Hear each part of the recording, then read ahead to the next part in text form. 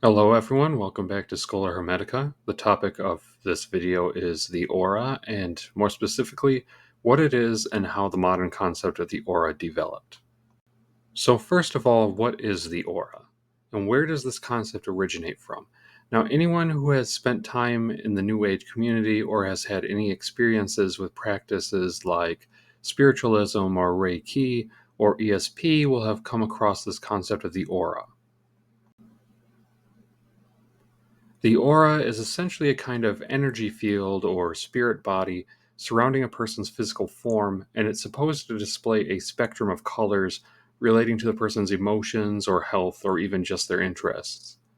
The aura can also be described as weak or strong, usually associated with its size, with a small aura that hugs close to the body being considered weak, either via depression or illness, and a large or extended aura is thought to show strength, independence, and spiritual advancement.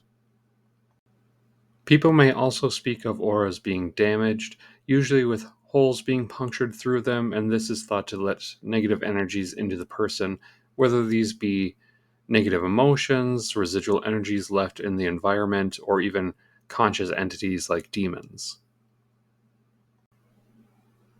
So in this video, we are going to explore some of the history of this thing called the aura, and what the aura is and what it does, or at least what people think it is and what it does. So first off, what is the origin of the word aura? The word is from Latin and means a breeze, or even just air. The word air itself is derived from the Greek aer, and this word was adopted into Latin, mostly displacing the word aura except in references to actual breezes. From Latin, then, the word passed into French and then English in its current form, air.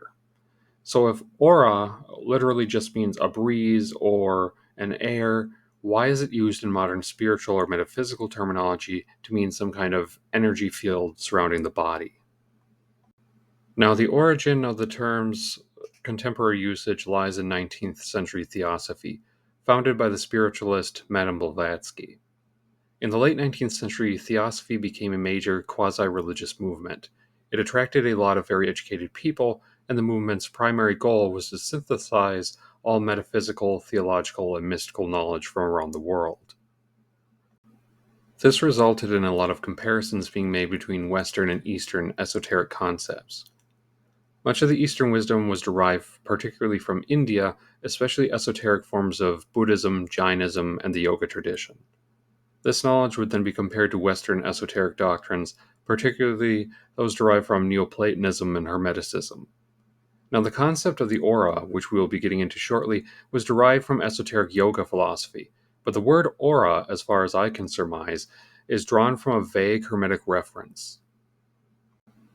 The first ever English translation of the Hermetic works, referred to as the Korikosmu, which is often translated as the Virgin of the World, was done by the Theosophists Dr. Anna Kingsford and Edward Maitland. In the second book of the Korikosmu, in what would be the Stobaean Hermetica 2410, Kingsford and Maitland translate the passage as, "The organ of vision is enveloped in tunics.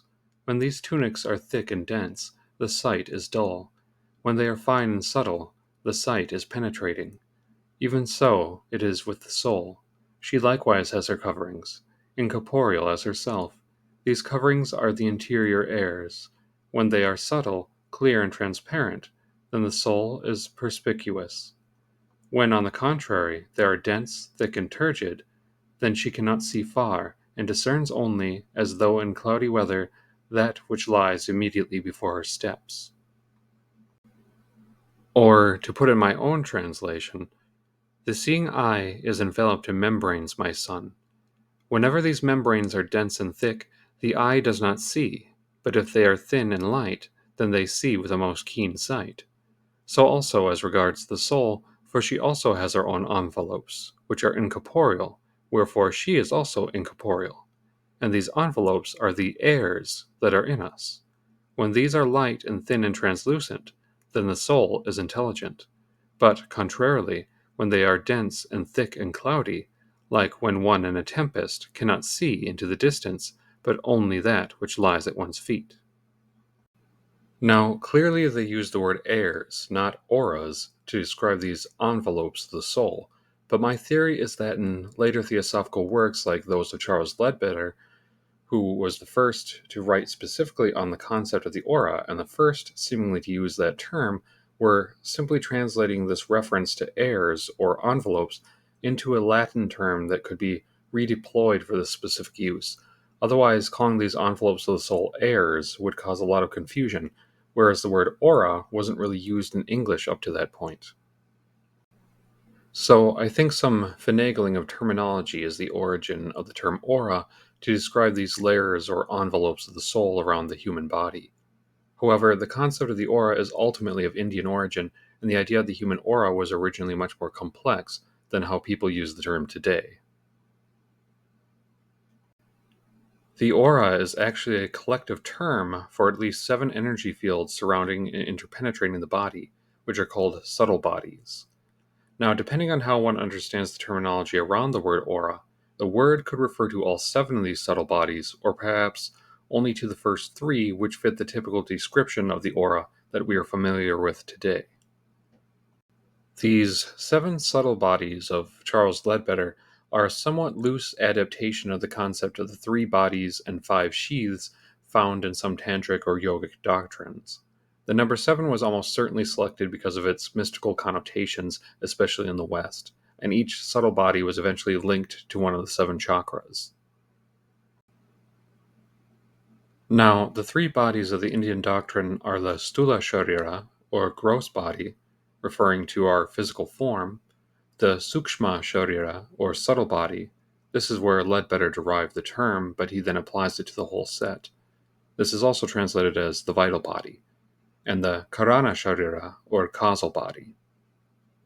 The Stula Sharira, or gross body, is of course our physical form, derived from the 5 elements and shaped by the karma accumulated by the soul over its various life cycles. It is the container of the jiva, or soul.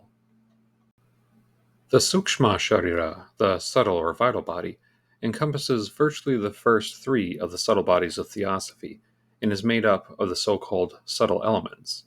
These are the 5 elements in their purely energetic state before they have become concretized or materialized.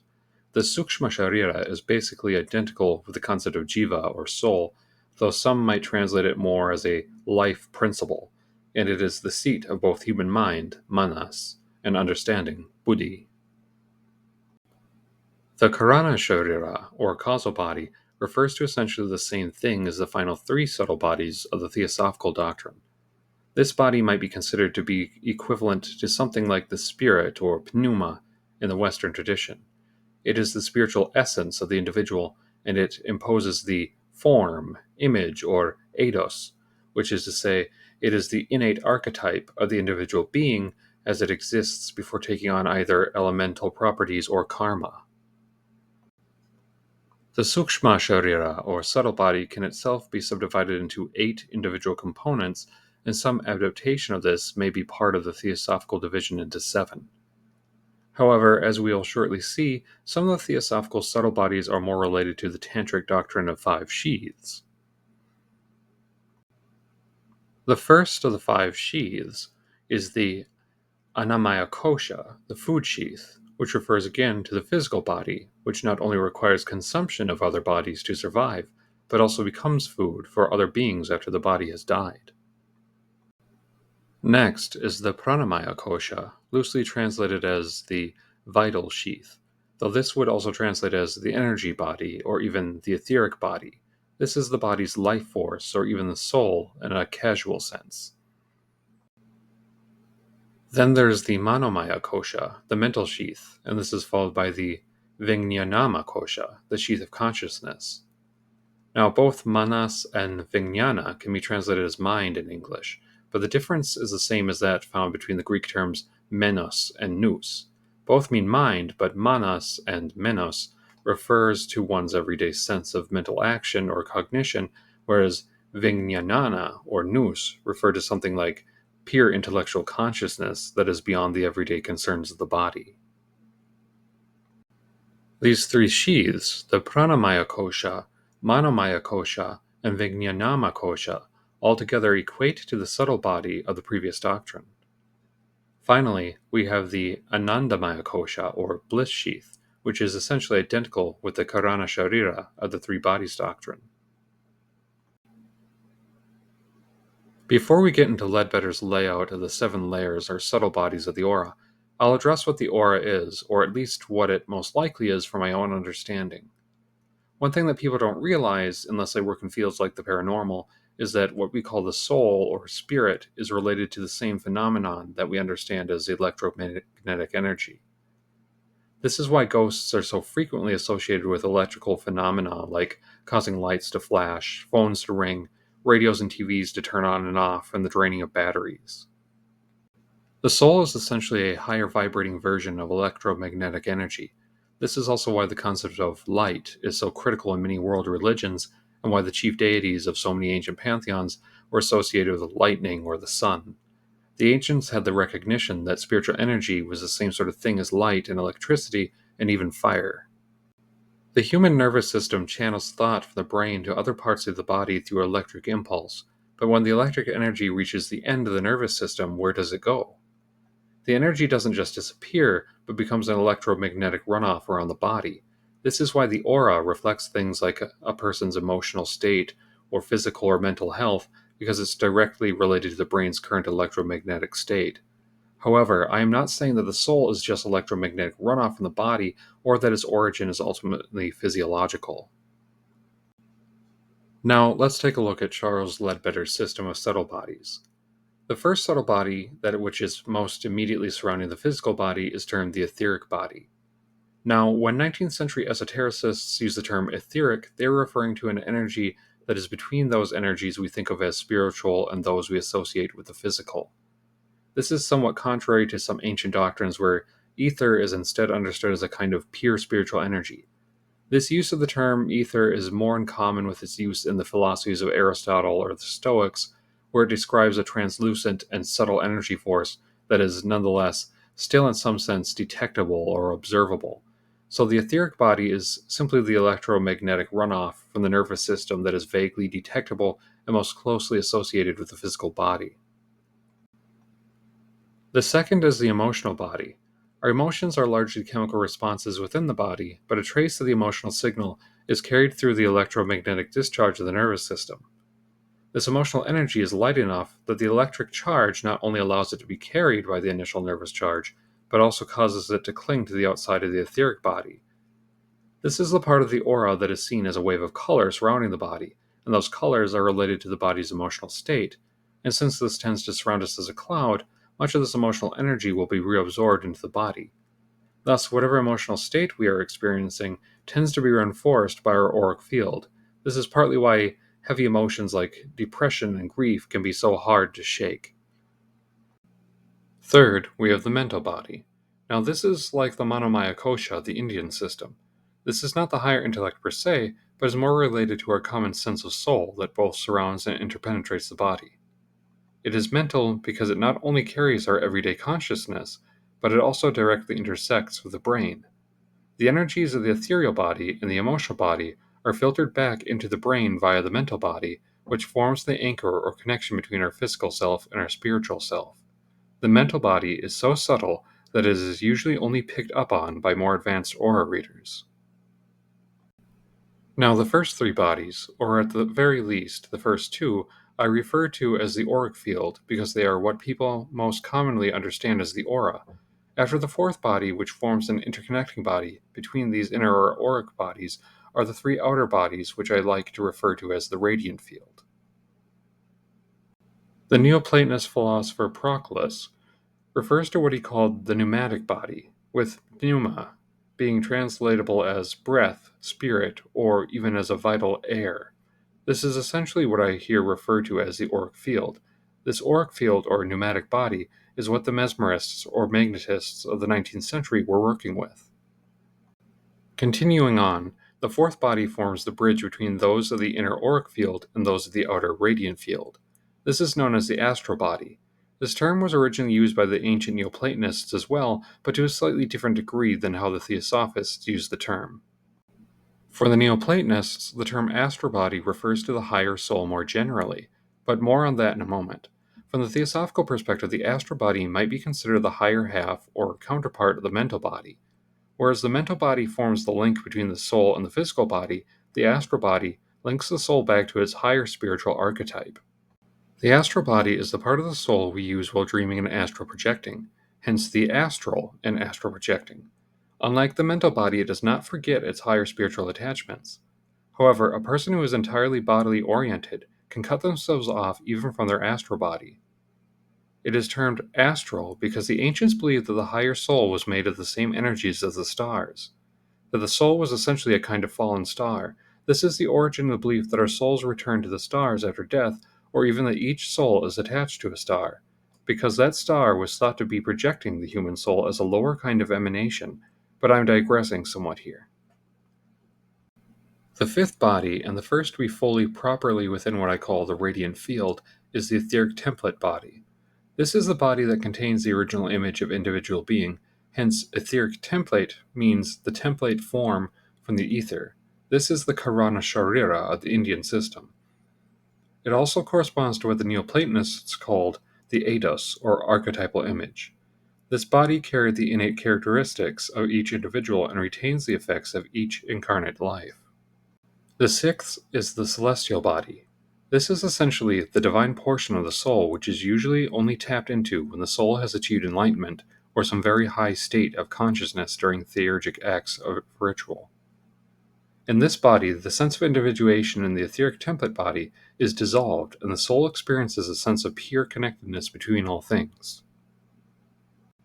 The seventh body is called the causal body. This is the root cause of the soul's individual existence. It is a divine spark from the Creator and is identical with the Platonic concept of the idea, or root archetypal form.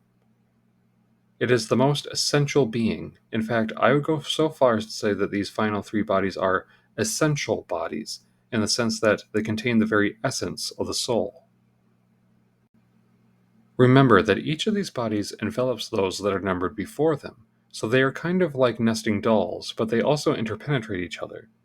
The innermost layers that make up the auric field are those related to the physical body, and indeed can be picked up upon, if not always with accuracy or recognition, by the methods of modern science. Whereas the higher four are at such an energetic level that they essentially are outside of this plane. They are energy at a very high vibration. The archetypal levels, that is, the celestial and especially the causal bodies, are essentially at the same level as the divine nature itself. Hence, the idea held by the ancients that the highest part of the soul is literally a star out somewhere in the celestial field. Now, part of the reason I call the outermost bodies radiant is because that is a loose translation of the Neoplatonic term used for them collectively, which is algoides. In Greek, literally the radiant body. Now, this algoides, in general, refers to what we might call the higher self, or the true spiritual self, but it is also fairly interchangeable with the term astral body as the self-aware part of the soul that has the ability to transcend the physical realm, to ascend to the stars, as it were. The goal of the Neoplatonists was to rest fully in the algoides and return to one's place amongst the stars. I hope this exploration of the human aura has proven insightful, not only for its history, but also for those interested in deepening their spiritual practice. Studying the aura is one way of understanding the deep interconnectedness of the body, soul, and mind, and how all are one, and one is all. Hen Topan. If you'd like to see more of my content, please like and subscribe. Thank you for watching.